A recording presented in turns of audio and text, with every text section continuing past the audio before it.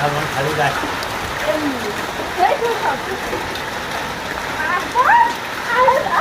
শিল ধরো শিল এই ঘরের ভিতরে শিলাই থাকবে ও একটা আইছে তো হ্যাঁ হ্যাঁ অনেক শিল পড়ছে থাকে না ওর উপরে না ওই দাদা কিন্তু পড়ে যায়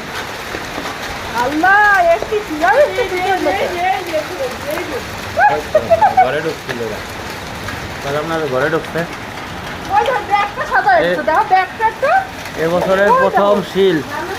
বৃষ্টিও প্রথম শিল